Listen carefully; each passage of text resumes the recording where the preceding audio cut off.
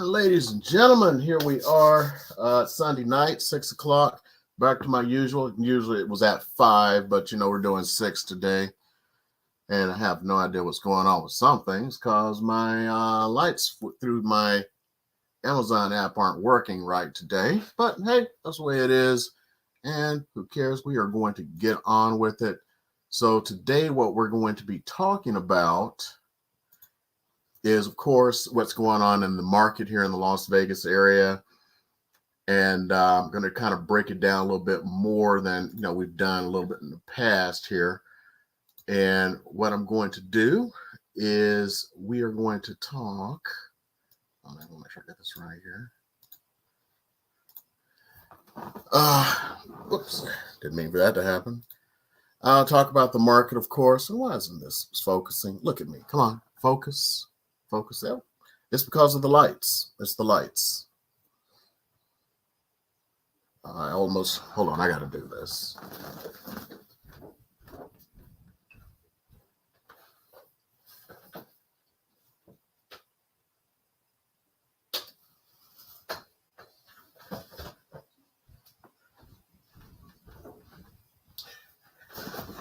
Turning things off always fixes things and turn them back on. I apologize for that. So let's go ahead and get into it and talk about what's going on. Of course, answer some questions. So let's get on with the show with what everyone cares about. And that is what the market's looking like this week. So the figures came out a few days ago. So let's just go ahead and look through them. So last month, we had 447 units sold, and we compare that against December, which is 1518. So it is actually down in January. We are actually having some of the lowest sales we've had in a while, and you can tell by the median price.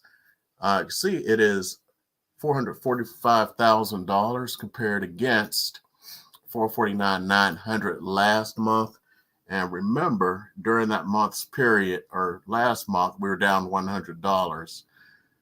As far as units available, we have 3,551 compared against 3,766. So we still have fewer units, and we have about, let's see here, now 2.4 months of inventory compared to 2.5 months last year. On the condo scene,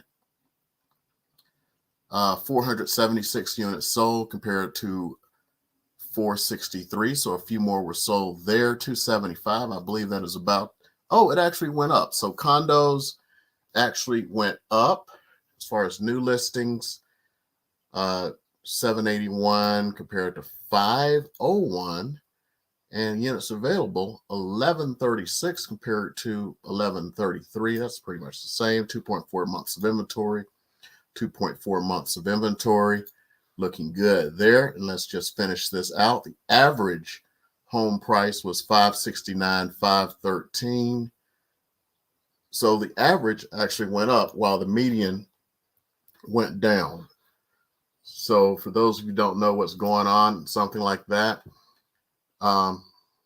we'll just say there's a curve, also known as the bell curve. So when the average is higher than the median, that means that it's known as a right skew, which I think it's showing right on your screen, which is known as a right skew, which means so few high price sales are pulling it to the right. So that tells us we had some high price sales. And going back, we talked to condos and townhomes, 292,007 to 296. So we actually had some lower price ones hold on, let's see here, that tugged on the market, yet the median price, which is the one in the middle, was higher. Okay, so we got that. And this one's interesting. This one just came out where they compared the end of each year. So the number of units sold in 2014 all the way through 2023, you can see that we have been selling less and less units. We actually peaked out in 2021, back when people were going crazy. That's why you were always couldn't find a house, is everyone was buying anything that got put on the market. Right now, one of the issues we're still having, even though the interest rates have changed, is the rates are just so high. It's one of those like they're talking about, I forgot in which country, about Tesla. Tesla isn't selling so well, which possibly is in the US too, because they just reduced their prices to a point where I'm thinking about going to buy a Tesla. We'll have to see. I doubt it's going to happen, but I don't know. They say you can buy a Tesla now for $30,000 after the rebates and everything from your taxes for buying an EV vehicle. So I may do it, especially since the median price of a car now is like almost $50,000. And my favorite mechanic, who is the only person I trusted, is the one who kept my car running for 18 years, went out of business. Then the guy who recommended me to went out of business. I guess simultaneously went out of business, and he didn't know. It's like the honest guys go out of business.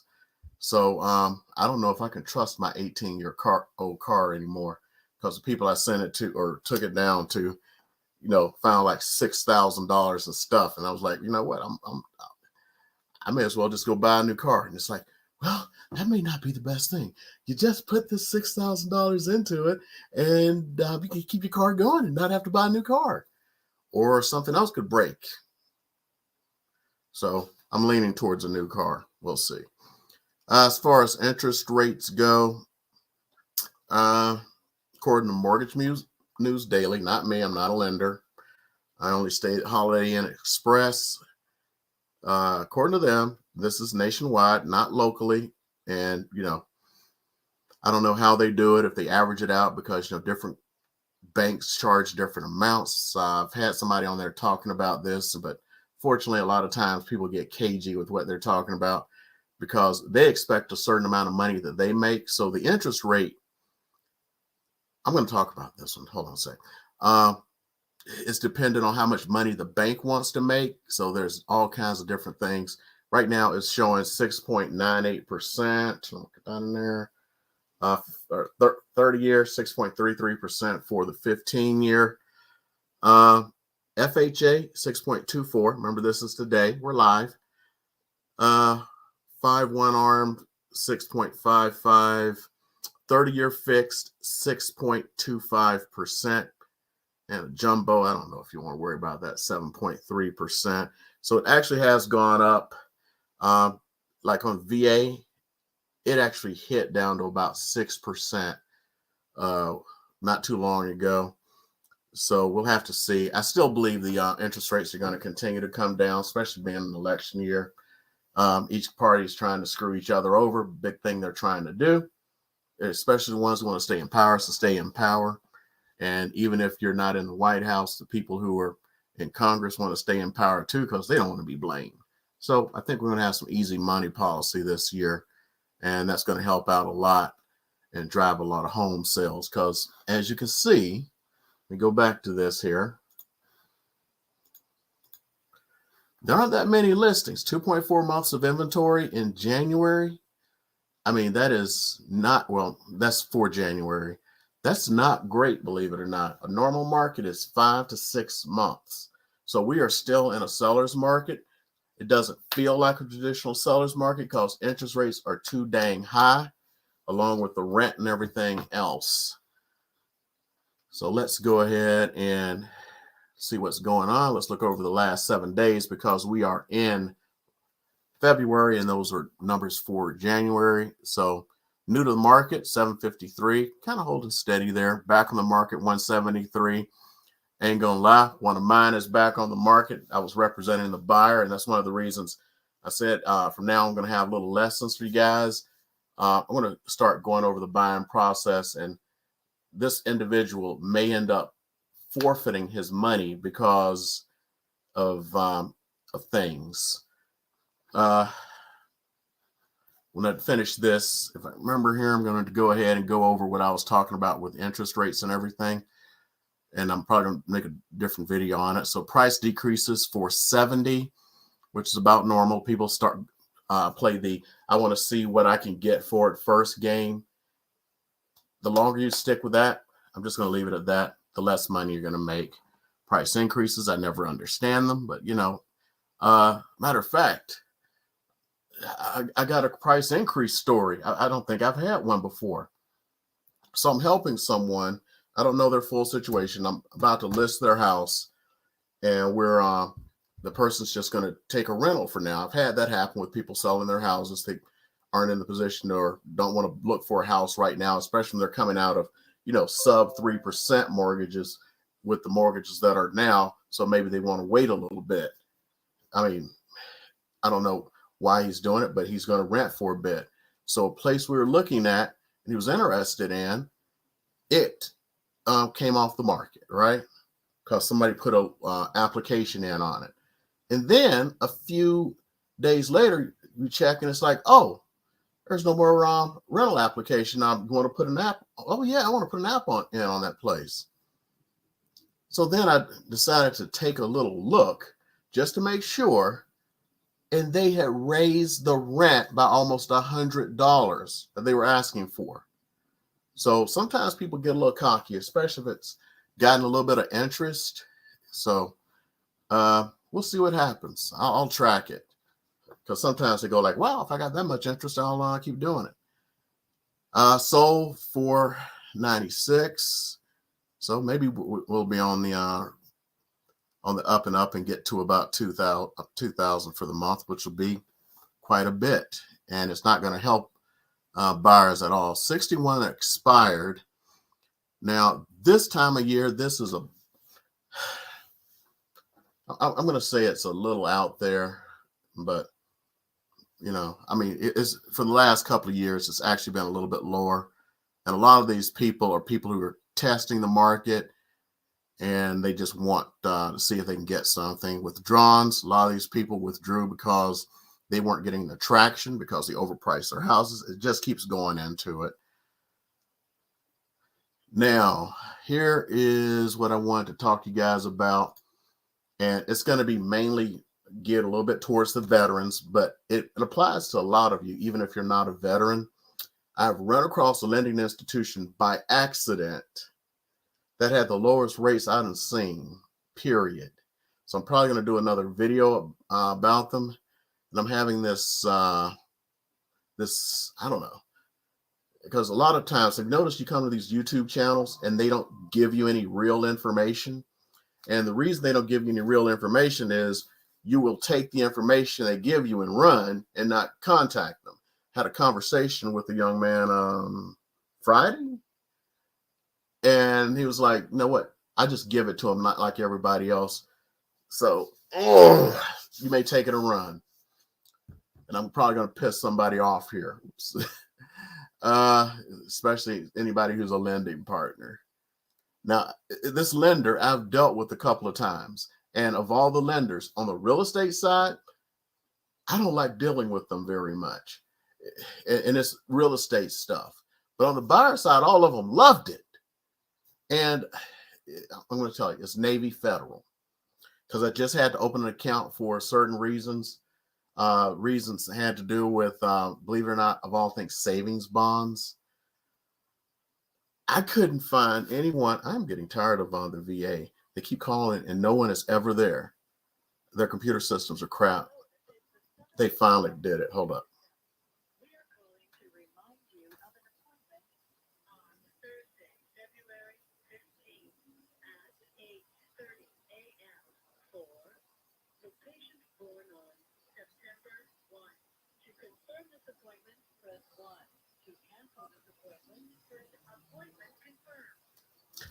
It's absolutely ridiculous sometimes with the Veterans Administration. They do this stuff.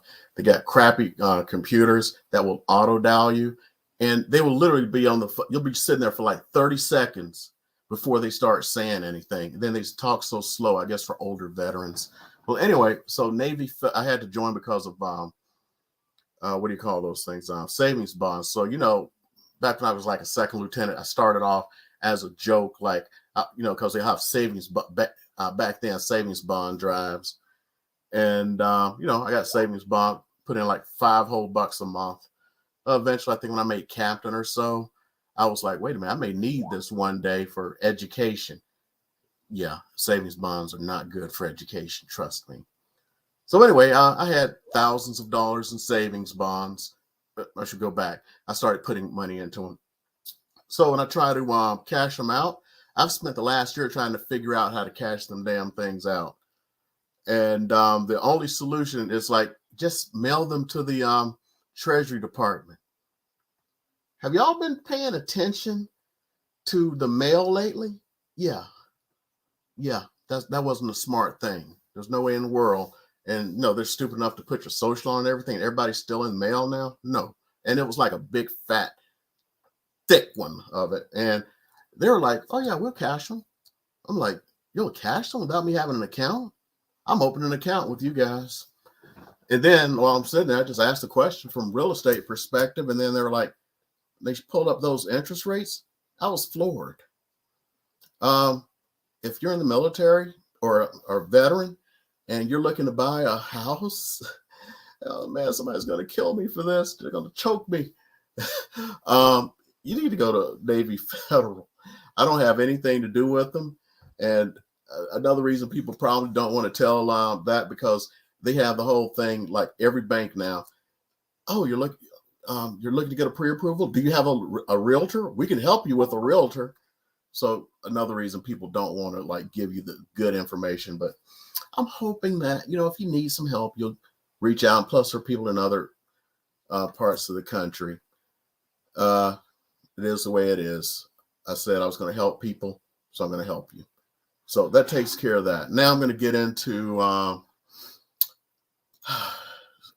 so we talked about the annual report and everything. And actually, I did not talk about the condos.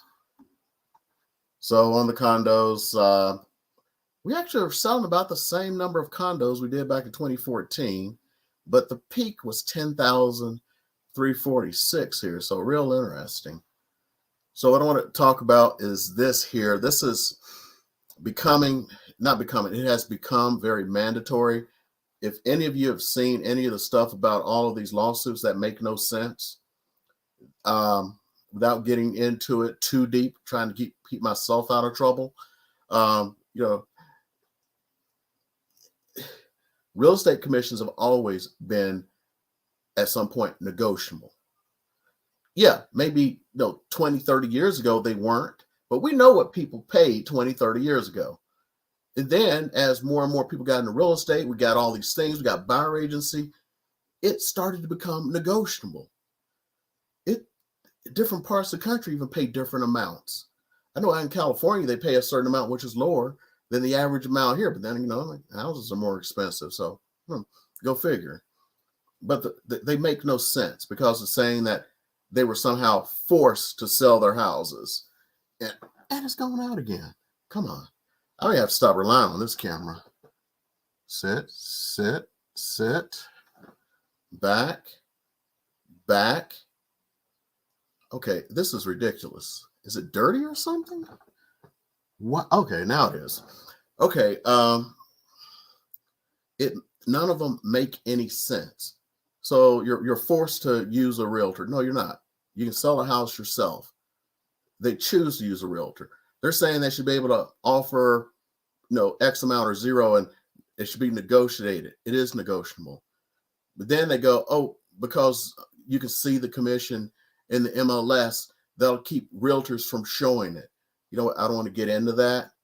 But if they, oh my goodness, is it concentrating on okay, I can't do this anymore. Let me see if I can switch cameras here. This is going to look strange for just a second. Hold on.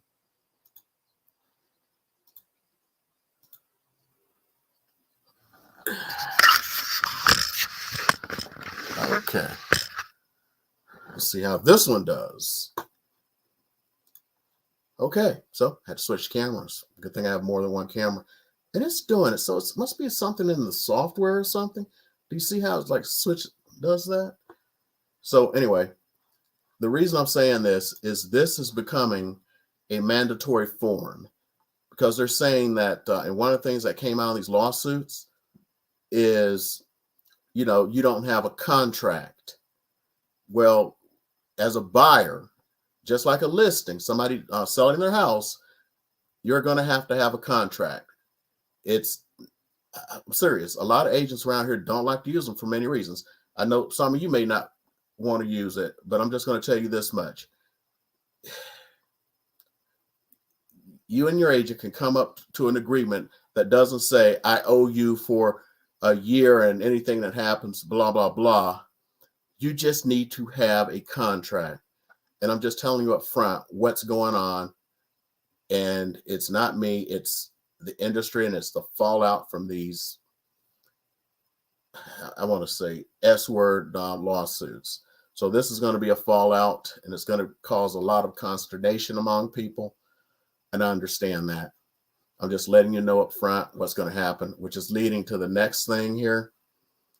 I want to go over, and this is going to be our lesson for today, the residential purchase agreement. And the reason I'm going over this is kind of like a little first-time buyer webinar, we'll call it. Let's see if I fit in here nice.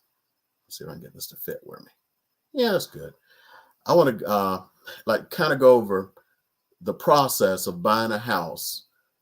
And I've always found that the best way is to actually go through the purchase agreement, because here in Nevada, we have a really great one, and it's all fill in the blank. I've seen people who didn't like something that was part of the fill in the blank. I cannot change it because I'm not an attorney. If you engage an attorney, they can do that. So let's just take a look at a couple of things. So first of all, it's real simple.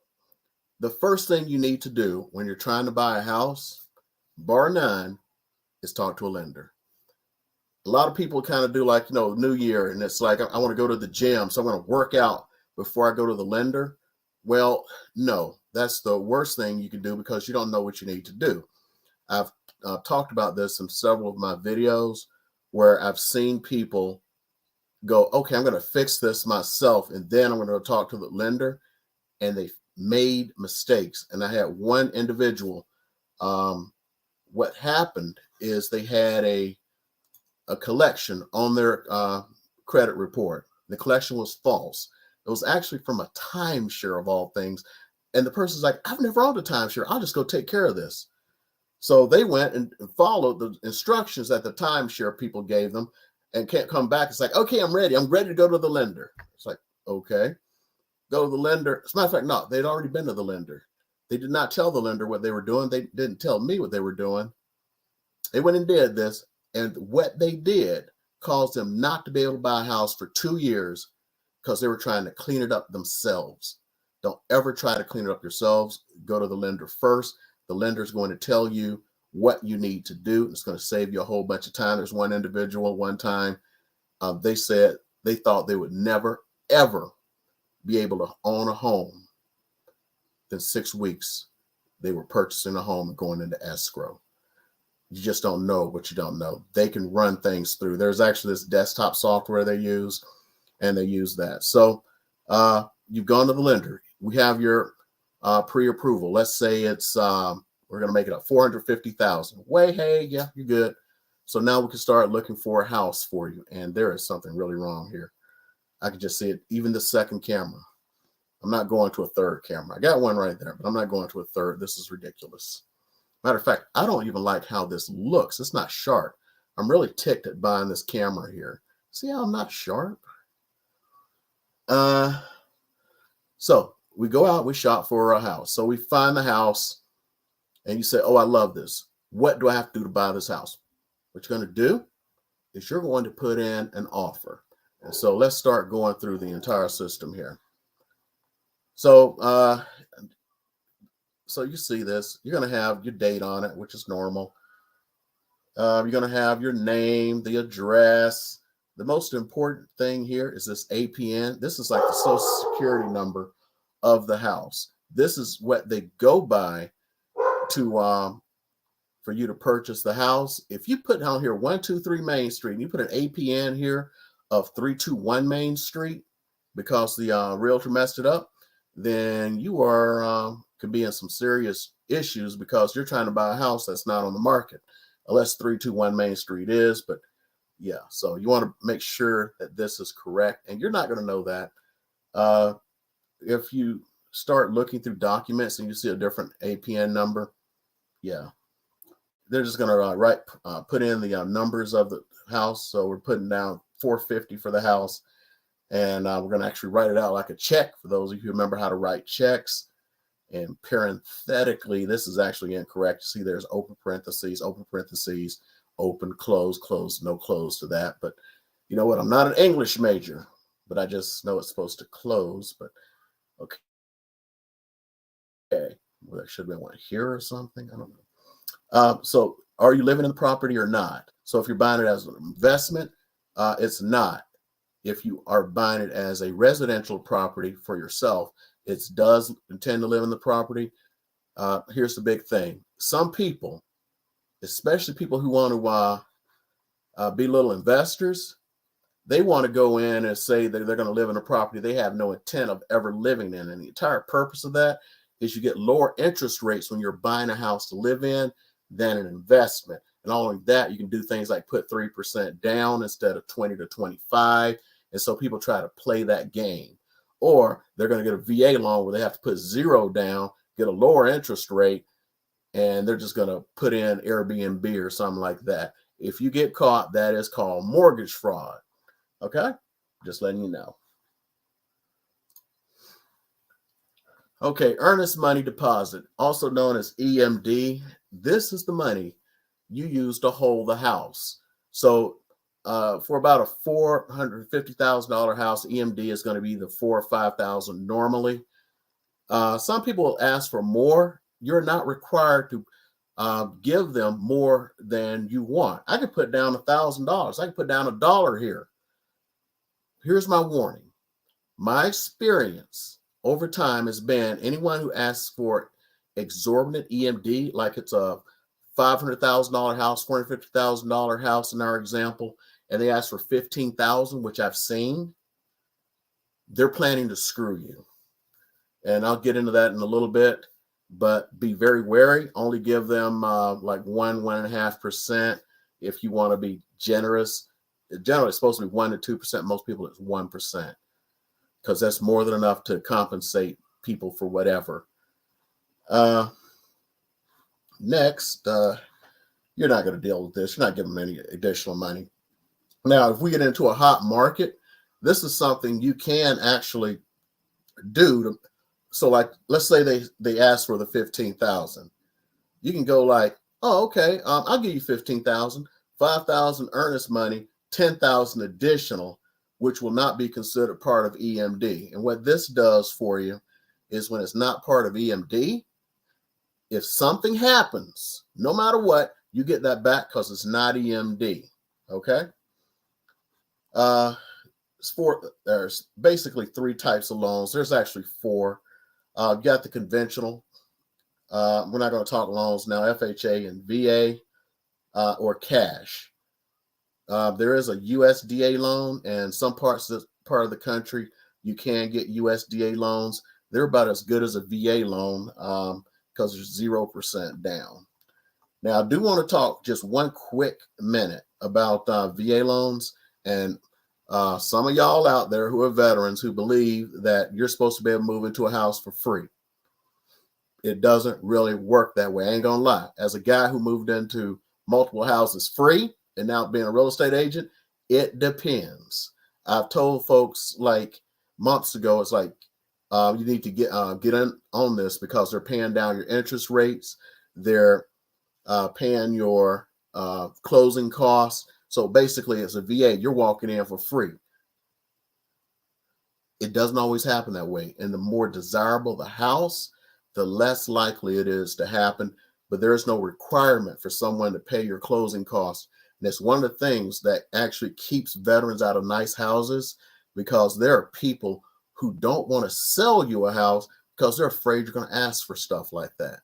So you may be losing the best houses out there. I actually had a house which is one of the best houses ever sold. The individual did not want to take VA because they didn't want to take a chance on that, along with some other things that come with VA. And the person was a veteran. Just let you know. If you're doing some kind of promissory note or something like that, which is going to be rare, and your purchase price, you're going to initial every page, your name and the address is at the bottom. New loan application. You should be applying for a new loan within any days. It should be done already. Or, as a matter of fact, most people will not accept your offer if you don't have a loan already done. How do they know you're going to get a loan? You at least have to have a pre-approval. And we talked about the 3 levels of approval. I'm not going to go through them right now because it'll take a bit, but at least get the pre-approval. If you got a good lender, do the pre-underwriting. That will really help, especially if the market goes crazy or something like that. Okay, the appraisal contingency. What the appraisal is this is because you're borrowing money. Don't have to have an appraisal if you're paying cash. Most people who pay cash don't have an appraisal. That's why you always have all the sellers saying the same thing. Find me a California buyer with cash, because they know their houses are overpriced. They're hoping to get something. Okay, if you're taking a loan, it's going to have an appraisal. Now, there are some exceptions, like if you're putting, 30% down, 50% down, something like that, they normally will not appraise it if it just plain looks right. So if the house looks like it's somewhere in the neighborhood of 450, and let's say you had money from a house sale and you got 250, you're going to throw it all into it, they're not going to appraise it. Next is your loan contingency. Just because this is why it's so important if you can get a pre-underwritten. Just because you got a pre-approval doesn't mean you're going to get a loan. Now, I'm going to say it's the 95 to 98%. Got a pre-approval is going to happen. But there are things that are out there, if they haven't underwritten it first, they're going to just deny your loan. I can think of 2 examples and one where you got to watch out for the lender. And for this one, this is for you sellers. Okay, one, the person, one of the spouses defaulted on their student loan. For government-backed loans, there's a system called CAVERS, and it's obscure. A lender who may not even do enough VA loans may not have never heard of it. They will come in and they will say, okay, because you defaulted on this loan, you cannot have any kind of a government housing loan until you pay the loan back. That was one case. The other case, the person had been living in Vegas for years. They had a remote job, but the remote job was in another state, even though they never showed up to that job, did everything remotely, been doing it long before COVID. The underwriter comes back and goes, do you have permission to move to Las Vegas? We've been living here for 5-7 years. So the underwriter checks with the employer. The employer went like, no, we didn't give them permission to move to Nevada 7 years ago. But they were denied a loan. And I'm talking about the one for the seller. I had this one individual coming to town, supposedly with a pre-approval. I kept trying to get it out of. I finally get it from them. And I called, because I will always call the lender to see how good the pre-approval is. Same thing if I'm representing a seller. I'm going to talk to that lender. How good is this money? And oh yeah, the person's good for it. Then I go and you checked their bank statements, you check their taxes. It goes, I never checked any of that. Well, that's not a pre-approval. That's a pre-qualification. Person goes, well, they were insistent. They're promising they're going to get that to me. They never got it to them. I'm going to go a little bit into this one because it's been a minute. So the person wanted to go see houses from a certain builder only. That's all they saw here. I was busy a day, and a friend took them to another, I'm going to say part of town, it's out of town. So just from this builder. And then they went to someplace else with another Keller Williams agent because it was out of Vegas, because I just do the Vegas area generally. I've done outside, but this is like 2 hours away.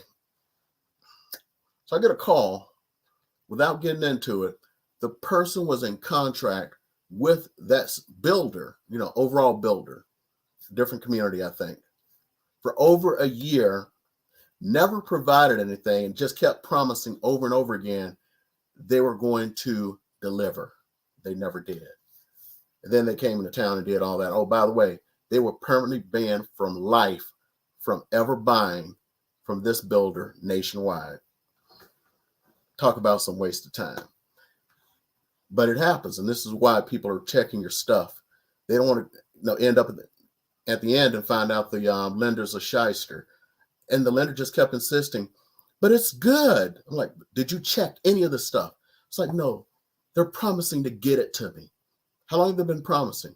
3 months. If you're paying cash, of course, you don't have to worry about any of this, including the loan contingencies.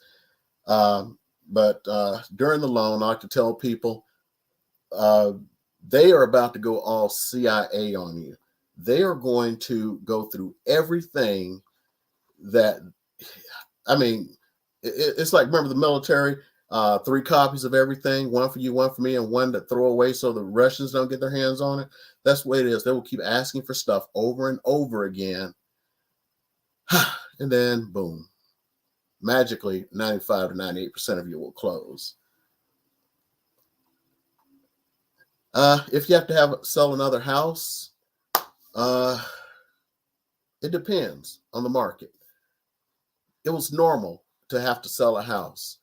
Now, people want you to have the house either sold or they want you to be in the process of about closing on it.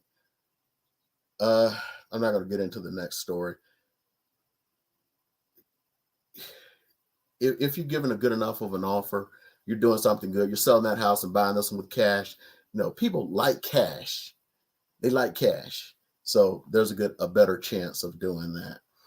Fixtures and personal property. This is where I talk about fixtures. So let's talk about a washer and dryer. Okay, is that a fixture or personal property? Well, it's personal property. So the seller does not have to leave that behind. Same thing for the refrigerator. The stove, dishwasher, if there's a hole for it, because you get a house in the 80s, no hole for the dishwasher. And if there's a built-in spot for the microwave above the stove or any other place, those are considered real property. Light fixtures are considered real property. Be very careful. You go into a house and you see like the most gorgeous chandelier, you need to make sure that is written in the contract. On top of being written in the contract, you need to ask the question, because sometimes they're going like, no, that's my grandmother's chandelier, but you fall in love with it. It better be in the contract, because if it's anywhere in the MLS prior to you making the offer, they get to keep it. They could put another just standard light fixture.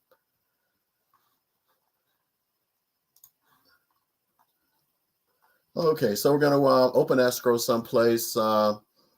Escrow is done by title companies here. I know on the East Coast you have lawyers if you're coming from the East Coast.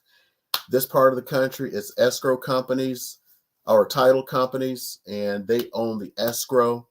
Like in the East, the lawyers own the title companies. But anyway, this is where a battle happens, and the battle is all BS, because you have the seller wants to use their title company so they can control it and be careful of their control. The buyer wants to have their title company because the buyer's agent, it's like revealing secrets. There's no difference between most of these title companies. Some are incompetent, but most are the same thing, okay? Owned by different people, and some of them are owned by the same people, have 5 title companies, and I'm not going to mention names because any realtor knows what I'm talking about, and they're all under the same umbrella. It's all about what, I mean, it's not like the good old days where there's bribes, but they give you stuff and everyone wants to be taken care of and given stuff. And on the sell side, they want to be taken care of and given stuff. So there's always a fight over it. It's your decision as a buyer on which title company is used, unless the seller is willing to pay it. And when they even insist on it, nobody ever goes after them. But technically, you can go to the CFPB and sue them. But you can only sue them for the difference. And the difference is only going to be a couple of bucks because the rates are set by the insurance commission. So it's all one big scam. Here's the thing about title. It is pure profit. It's like when you go to buy a car and go to those home warranty places, not the home warranty, when they offer you a warranty, the reason they're pushing that warranty so hard? The warranty company sold them the paper for the warranty for $500. They're trying to sell it to you for $25. That's the kind of profit. It's the same profit ratio. They got an 80% profit ratio, and they make big money off of this. You think with these lawsuits, you think the realtors were making the money? Oh, heck no. It's the title companies. They're raking it in hand over fist. The entire stovepipe, if somebody were to go after that entire stovepipe of real estate, it'll be some real issues because a lot of people are making money off of your transaction. I mean, because the real estate agent is just sitting there. You're just thinking about the real estate agent. Every person you talked to made a crap ton of money. All the way down to the HOAs. Real estate drives the nation. So your earnest money, I want to talk about that. And this is the reason I wanted to kind of bring this up. I'm not sure I'm going to go through the entire thing tonight. I may just break this down so I'll have something to talk about next week. I'm still trying to figure out the days to have this. So next one may be Wednesday or maybe the Wednesday after that. We'll see. Earnest money. Here's what the law says. If you follow all of the rules and the transaction doesn't happen, you get your money back. Here are the ways you can get your money back. First of all, we're going to get to in a second, have this period called due diligence. During due diligence, you can do whatever you want. This is the time you do your inspection, all this stuff. Reason I wanted to bring this up and why this was the lesson tonight is I have an individual. It was an inspection. He didn't like some things in the inspection. It's like, do I get my inspection money back? I'm like, no, bro, you don't get that back. Because remember, everybody's making money. Do I get my EMD back? I'm not going to say how much it was, but his EMD, he actually said the dollar amount. And I went, yeah, you get that back. Now, we still had like 3-4 days left on due diligence. Ghosted me. Get the paperwork to cancel so he can get his money back. No responses. Ghosted me. Twice a day, contacted him. No response. Ghosted me. Matter of fact, it expired yesterday. Technically, they don't have to give him his money back. Anytime you are in a real estate transaction, you need to be Johnny on the spot, or else you're not going to get your money back. So we're going to talk about getting your money back as we go through this. Close of escrow, you put the date in here. I'm going to make it simple. Just say 30 days from now. They recommend for VA and FHA 45 days because you're dealing with the government. No one cares about this. Title insurance is a partial scam. It's going to be the biggest part of all this stuff. When I say the title/escrow company makes a bunch of money, this is what they're making it off of, this title insurance. I'm going to break it down a little bit later, but it's a 99.9999% chance you're never going to have to use title insurance. And that 0.00001% of the time that it gets used, they love to talk about that all day long because they paid out $40,000 to solve something. Okay, you paid out $40,000. Let's say you paid out $4 million for the entire industry. You collected $1 trillion. Would you pay $4 million for a few trillion dollars? Of course you would. And that's the way it works. That's how they have so much money or make so much. But I love them free hockey tickets. Keep them coming. I'll send you some stuff. Keep them free hockey tickets coming. I try to take care of the Clyde. I'm not going to tank a deal, but I've seen some listing agents who damn near want to tank a deal just to have their escrow people. Oh, and be very careful if they're too insistent. I had this one seller.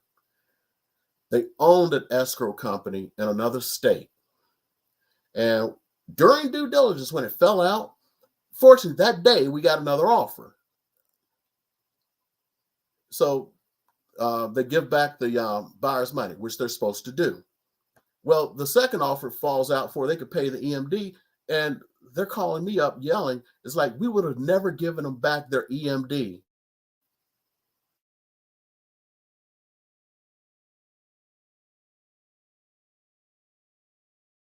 if we didn't have. Okay, just like blanked out. I'm glad you're here. They said that, and it's like, just really frightened me when people do this stuff.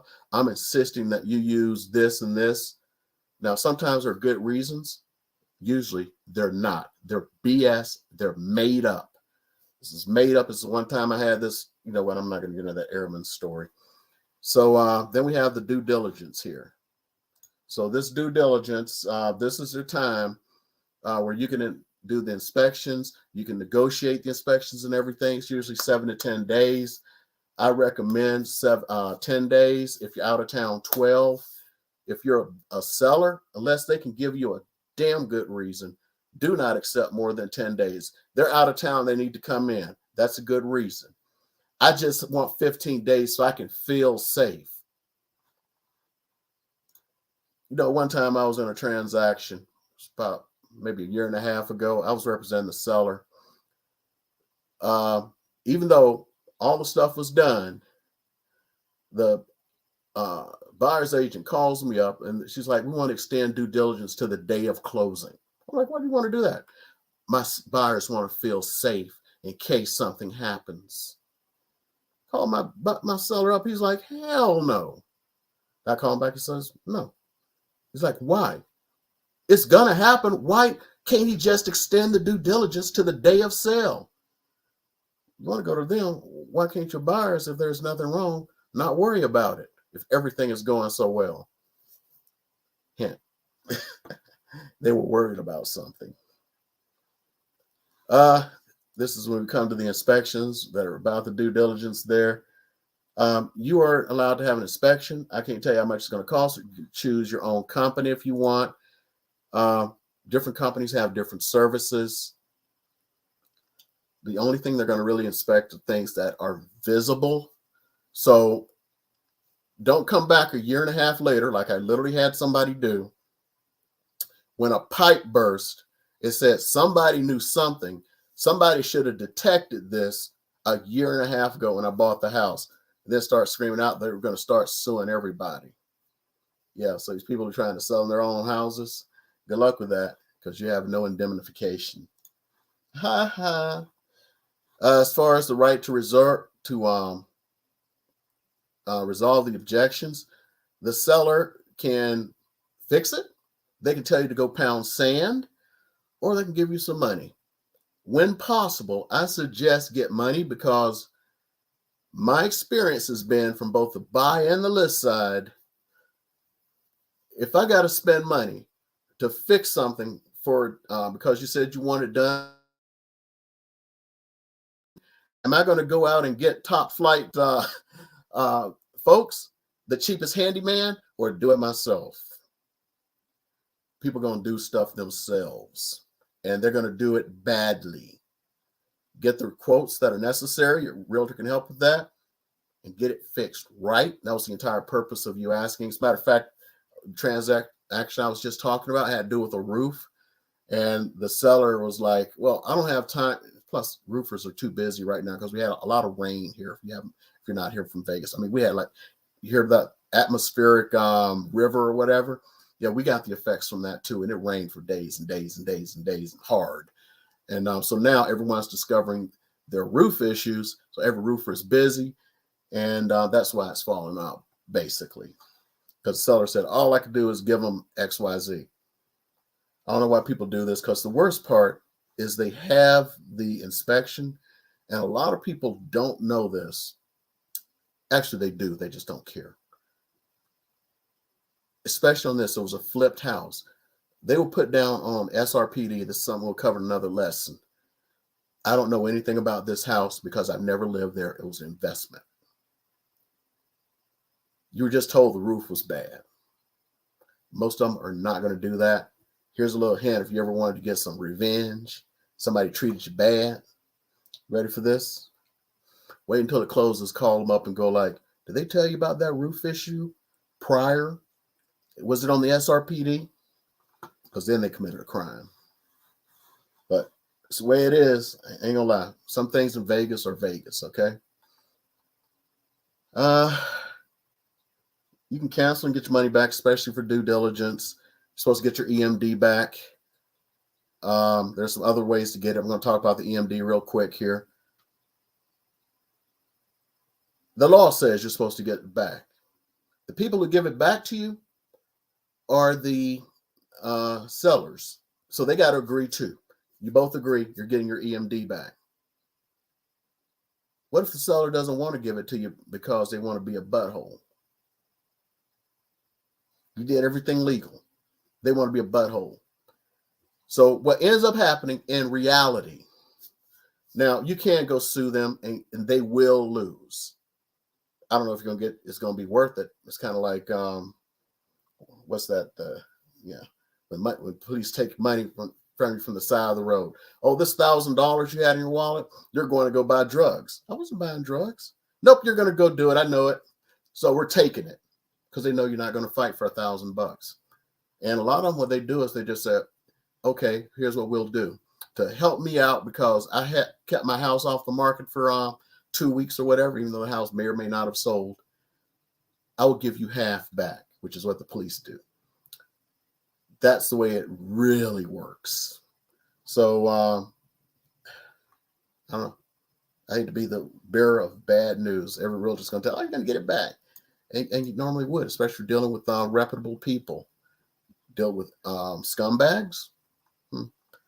So now we're going to be talking about these inspections. Energy audit usually isn't done. Home inspection, you're going to want a home inspection. Please get a home inspection. Termite is only required for VA loans. Sellers should be paying those. Roof inspection, you can put in here NA, and then like if something comes up in home inspection, you can get a roof inspection. Septic leak removal is only if you have a septic system. Fungal contamination, if you expect like some brown fuzzy stuff, it's not supposed to say mold, but mold. Mechanical inspection is more intense of a home inspection. Pool and spa inspection, if they have one, get one. Soils, never seen one happen. Septic pumping, if you have a septic tank. Elevator, if you're this lucky to get down here to have an elevator, like I know somebody with an elevator in their house. The house costs a lot of money. I ain't gonna say how much, a lot. As a matter of fact, I was over their house the other day, and I'm a disabled veteran. Sometimes I'm sitting too long. You have got that old man move. And they were like, "You need to use the elevator." Like, I wanted to look back at them like, the elevator. Yeah, I ain't got no elevator. Well inspection. If you have a well, there are houses here with wells, the same as septic. There are actually parts of towns where people love that stuff. They move there just to have that, to be self-sufficient. Wood burning chimney, or those, houses over 30 years old, they could possibly have it. Most have been converted to gas. Structural inspection, deep, usually with a structural engineer. Usually not going to have certification. By request was repairs. We've already talked about that. Proration, it's normally going to be 50-50 for escrow. Lender's title policy is paid for by the buyer. If you're paying cash, ain't got to worry about it. Owner's title policy is paid for by the seller normally. I've seen sellers ask you to pay for it as the buyer. Real property transfer tax is paid for by the seller. I have seen sellers ask for this to be paid by the buyer, especially when things are hot. And appraisal paid by the buyer. I'm going to talk about that sellers asking you to pay stuff real quick. On a resale, I just told you what the normal breakdown is. When you buy a new home, you pay all of the escrow fees. They pay none. You pay your own lender's title policy. You pay none. The real property transfer tax is paid by you. So your cost to buy a new home, if you don't use their lender, is significantly higher. So we've talked about loans a little bit, and I may have to do a separate little video because this is just about the buying process. If you buy a new home, your closing costs are higher. Okay. Yeah, I'm going to leave it at that. Proration, everything is just going to be prorated, like the taxes and trash and all that stuff. Preliminary title report, your realtor's going to get it. They're going to review it, make sure there's nothing out there. If you want to see it, I'll encourage you to take a look at it. You're going to see a bunch of stuff in there. You're going to ask. This is probably why a lot of realtors probably don't show it to folks. There's a lot of stuff in there, and you'll just sit there and go asking, like, what's this? What's this? When you get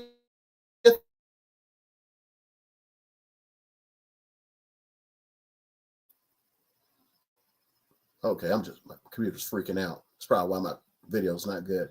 When you get the house, except for under very, very few circumstances, you get a free and clear house. That is part of the escrow process.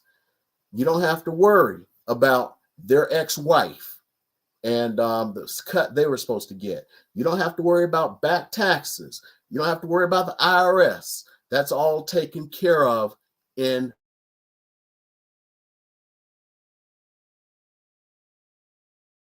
so you don't have to even see it. Anything that's there that's like negative, the only thing that's there that's negative that can affect you in reality for most transfers or home sales and purchases is if they took money from the Southern Nevada Water Association. Because if they took money from them to like rip out their grass and put out like the rocks and everything that you see around here, that desert landscaping, it's like luggage. You got it forever. You buy the house, you go like, oh, I want to put in grass. You bought that. Okay? You bought that. They took the money, they put in the xeriscaping, even though it may look like crap now. The only thing you can do is put new rocks out. That's it. And there's no way around it, period. You don't even have to ask. You can ask all day long. I'll go to Southern Nevada Water. Closing fees. You can actually ask for these. This is them helping you pay your closing costs. They don't have to do it. Some of them will, especially according to how the market is doing. One thing I'll say about closing fees. Closing fees 100% depend on the market. Market is strong, you ain't getting them, except for new home builds. For whatever reason, they're doing it, except for, I don't know what's happening. I know they're still giving closing fees, but there's like one new builder. They've stopped paying out realtors' fees. So if you go there, your realtor ain't getting paid. And I'm not going to say who they are because they may change their mind and get some common sense because they actually got into trouble a little bit because nobody was bringing people by when they needed them to bring them by, and then they paid commission. And then now that home sales are so high for new homes, they're just bouncing out. So that you can ask for that home protection plan. This is your home warranty. You can, of course, ask for one of them. During the height of the last market, nobody was paying for this. You had to pay for it yourself if you want it. And I'll be honest, I've seen about 80% of the people use it for something in the first year. So highly encouraged. I would also encourage you, because the home warranty companies don't tell you this. When you buy a home warranty on a resale home, they offer you a 1 year or a 2 year. If you can afford it, if you have to buy it, and if you just say, you pay for 1 year and I'll pay for a year, it's going to save you a bunch of money, because that second year, they jack it up by 30%. They don't tell you that up front. They don't tell you a lot of things, but I'm telling you up front, they're going to jack it up by 30%. So if it was 500, it's going to be, what's 30% of 500? No, 650 the next year. It's just the way it is. The whole point is upon close, you will receive a good title, as we were talking about before with the preliminary title report. CIC, Common Interest Communities. We're at an hour now. So I'm going to talk about HOAs and all the rest of this stuff on the next one. And we're going to finish this up because, I got plenty of weeks I got to go through this. So you can piece them together, ask any questions that you've seen so far. In reality, you've just seen most of it. As a matter of fact, I probably should, because there's several pages of just, oh, you know what? I'm just going to finish this up. Forget it. Hold up. I can finish this. It won't take long. I'm just going to talk faster. I'm not going to have any explanation. So common interest communities, these are basically the HOAs. If it has an HOA, almost 100% of condos, townhomes, and 70% of single family homes have HOAs.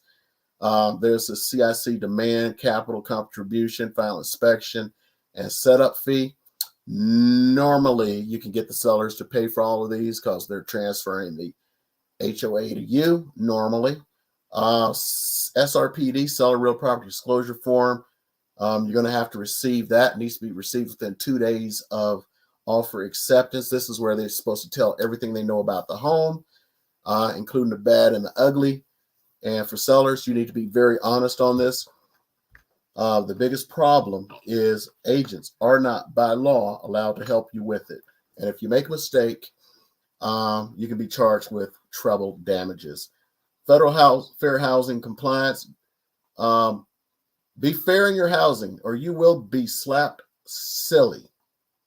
Walk-through inspection. This is when you go and walk through the house, make sure you're being delivered everything. Used to be you'd go and test everything and every light and everything. Now all they have you do is just say everything is all cool. Biggest thing now, and it started when you had all of the squatters and stuff. Want to make sure the seller is moving out or looks like they're moving out. Sellers, you do not have to be moved out. I actually had this interesting real estate agent who would tell me things that were completely wrong. And it's like, are you stupid or are you testing me? Like, we're going to be doing the seller walkthrough, a buyer walkthrough 3 days prior to close. Whatever. What day? And the sellers need to be moved out by then. No, they don't. You have to be out by close of escrow. That's why I recommend doing this the morning of escrow, just to see if they're actually moving, because there have been cases of people who had no intent of moving. You can tell when people are moving because there are boxes everywhere and stuff like being moved. Another thing to do is if they agree to fix stuff, you can check it then. The lights that really weren't working, it wasn't a bulb because the inspector was industrious enough to check the bulb and check the switch and check the breaker, but it still didn't work. I want that fixed. You come in, click, click, click, click, click. Oh, it doesn't work. Why wasn't it fixed? I'm not signing. I actually had one case where we really didn't sign because they really didn't have everything done they were supposed to have done. We signed 3 days later. It was because, remember, we said the signs of moving out. There were no signs of them moving out. So it was like, we'll be back in 3 days. You should be taking delivery at possession. Now, sometimes you can negotiate other days, especially if it's a hot house. You may have to agree to let them stay a few days, or they may need the money for something like the move itself. But, you need to track that. And there's some deeper stuff that goes now. We'll get into it. Yep. Mediation, you're supposed to agree to mediate prior to going to court. These gives you what happens if a seller defaults. You can sue for specific performance. In other words, you can force them to sell the house because, sometimes people may put the house on the market because they got a job offer in Miami. The job falls through. It's like, oh, I'm just staying here. It sucks to be them. They need to negotiate with you. Sometimes they're just say, we're canceling. Here's your EMD. You actually don't have to stand for that. You can force them to sell the house. It's called specific performance. If you default, and it wasn't a reason you could get your money back for, I should go back and talk about some of the other reasons to get your EMD back. Of course, we talked about the due diligence. The other one is the appraisal contingency. If it doesn't appraise, you don't have to buy the house.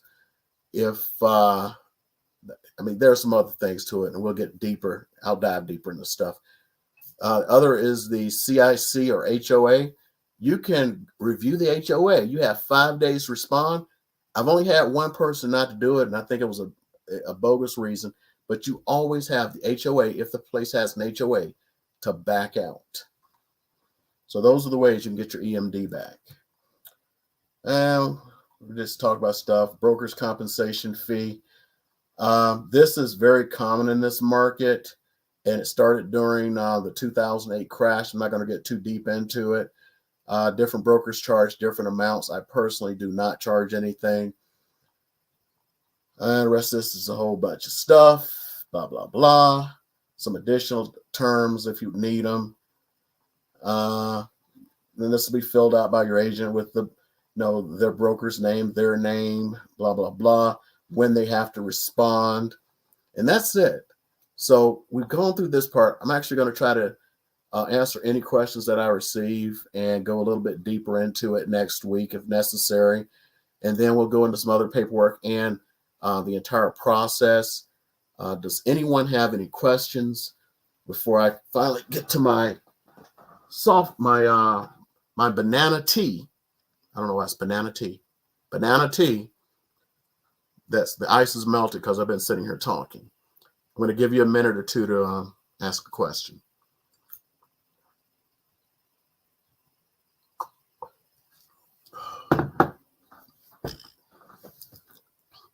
Okay, so leave a comment. Super Bowl. So this is the Super Bowl recovery party. I did not watch it.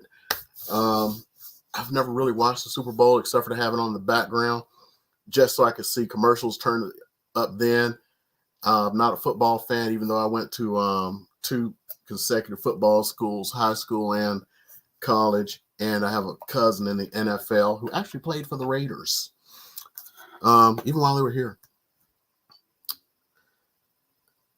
So I'm not really a fan, but there are some good parts to it, like people who take up smoking so they can have longer breaks in the military or get married just to get more benefits or something. So I just like the halftime show and looking at the commercials because, you always get the fresh, new, best commercials they put out for the year. Okay, still no comments. I told you a minute or two. All right. Anybody has any questions, leave them down below, especially on the replay. If you need any help, reach out. I'm going to try to put out more information, and it's still hard, talking about some of this stuff because when I say hard, like the bank, and I gave you the name.